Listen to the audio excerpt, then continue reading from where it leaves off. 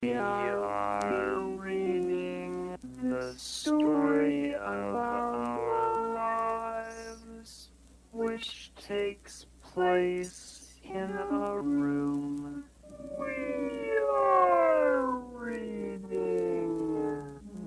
We are reading the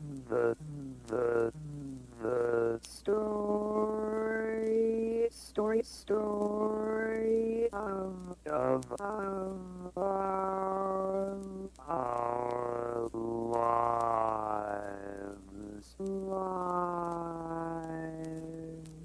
The story of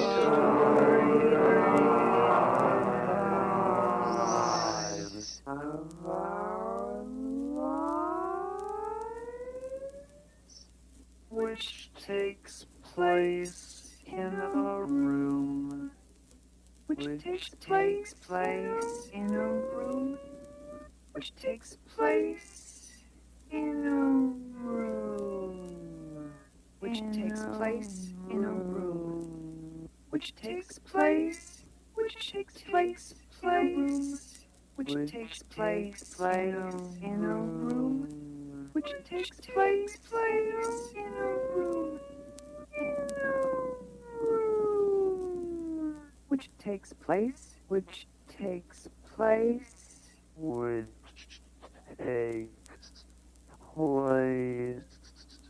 in a room. The room looks out on a street. There is no one there. No sound of anything. The trees are heavy with leaves. The parked cars never move. We keep turning the pages, hoping for something like mercy or change. A line that would bind us. Yes. Or keep us apart. Keep us apart. The way it is, it would seem the book of our lives is empty. The furniture in the room never shifted. The furniture in the room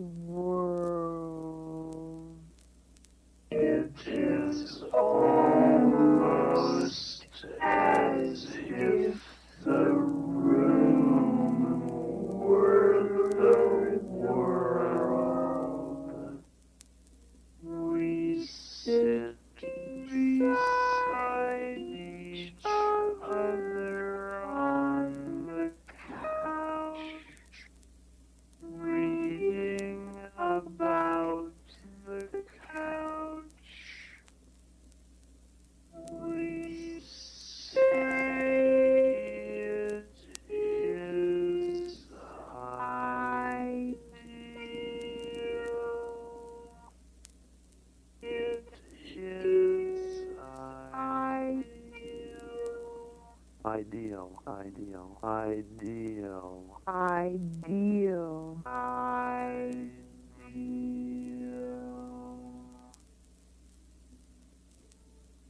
we are reading the story of our lives, as though we were in it, as though we had written it. This comes up again and again. In one of the chapters, I lean back and push the book aside, because the book says it is what I am doing. I lean back and begin to write about the book.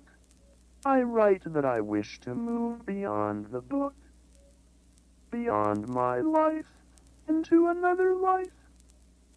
I put the pen down. He put the pen down and turned and watched her reading the part about herself, falling in love. The book is more accurate than we can imagine. I lean back and watch you read about the man across the street. They built a house there, and one day a man walked out of it. You fell in love with him because you knew he would never visit you, would never know you were waiting. Night after night, you would say that he was like me. I lean back and watch you grow older without me. Sunlight falls on your silver hair. The rugs, the furniture, seem almost imaginary now. She continued to read. She seemed to consider his absence of no special importance. As someone on a perfect day will consider the weather a failure because it did not change his mind. You narrow your eyes. You have the impulse to close the book, which describes my resistance. How when I lean back, I imagine my life without you. Imagine moving into another life, another book. It describes your dependence on desire, how the momentary disclosures of purpose make you afraid. The book describes much more than it should. It wants to divide us. This morning I woke and believed there was no more to our lives than the story of our lives. When you disagreed, I pointed to the place in the book where you disagreed. You fell back to sleep, and I began to read those mysterious parts you used to guess at while they were being written and lose interest in after they became part of the story. In one of them, cold dresses of moonlight are draped over the backs of chairs in a man's room. He dreams of a woman whose dresses are lost, who sits on a stone bench in a garden and believes in wonders. For her, love is a sacrifice. The part describes her death, and she is never named, which is one of the things you could not stand about her. A little later, we learn that the dreaming man lives across the street. This morning, after you fell back to sleep, I began to turn pages early in the book. It was like dreaming of childhood. So much seemed to vanish. So much seemed to come to life again. I did not know what to do. In those moments it was his book. His bleak crown rested uneasily on his head. He was the brief ruler of inner and outer discord, anxious in his own kingdom. Before you woke, I read another part that described your absence and told how you sleep to reverse the progress of your life. I was touched by my own loneliness as I read, knowing that what I feel is often the crude and unsuccessful form of a story that may never be told. I read and was moved by a desire to offer myself to the house of your sleep. He wanted to see her naked and vulnerable, to see her in the refuse, the discarded plots of old dreams, the costumes and masks of unattainable states. It was as if he were drawn irresistibly to failure. It was hard to keep reading. I was tired and wanted to give up. The book seemed aware of this. It hinted at changing the subject. I waited for you to wake, not knowing how long I waited. It seemed that I was no longer reading. I heard the wind passing like a stream of sighs. I heard the shiver of leaves in the trees outside the window. It would be in the book.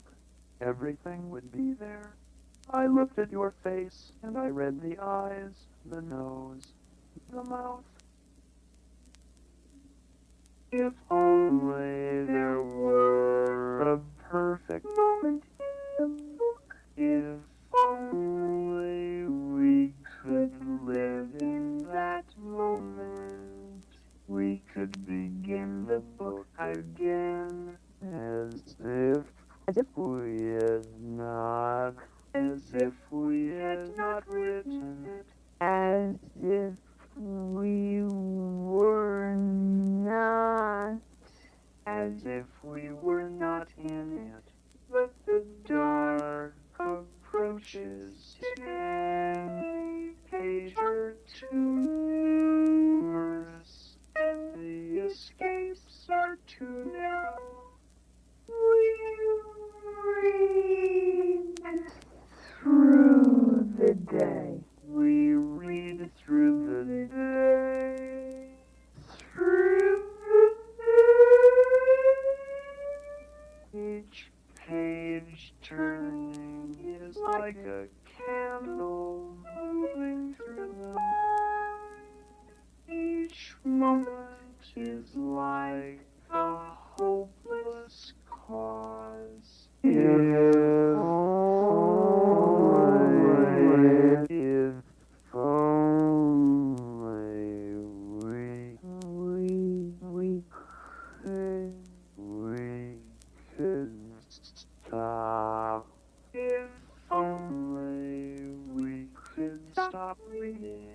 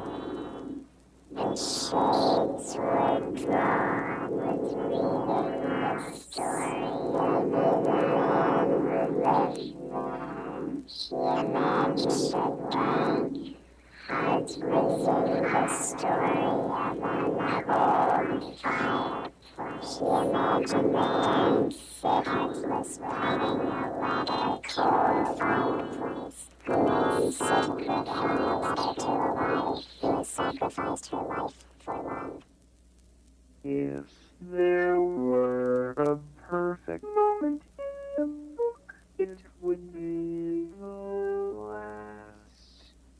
The book never discusses the causes of love. It blames confusion is a necessary good. It never explains. It only reveals. The day goes on. We study what we remember. The day goes woods near across. We cannot bear to be alone. The book goes on. They became silent and did not know how to begin the dialogue which was necessary. It was words that created divisions in the first place. They created words that created waited in the first place. They would turn the pages, hoping something would happen. They would patch up their lives in secret. Nothing would happen. Each defeat forgiven because it had not rewarded.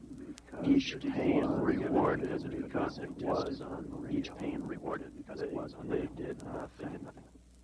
The book will not survive. We are the living proof of that.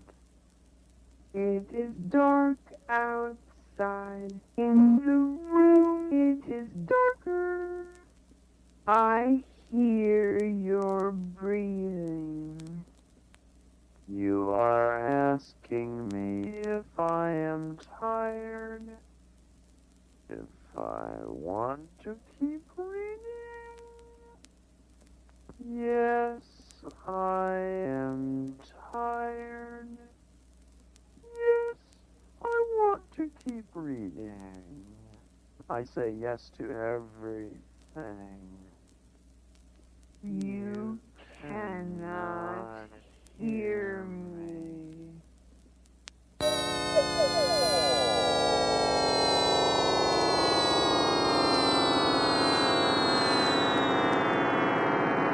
We sat beside each other on the couch. They were the copy, the tired phantoms of something they had been before. The attitudes they took were jaded.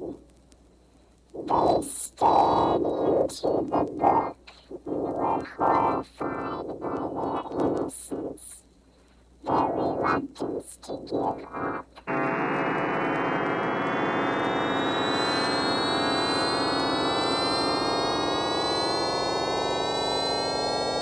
We sat beside each other on the couch. They were determined to accept the truth. Whatever it was, they would accept it. The book would have to be written and would have to be read. They are the book.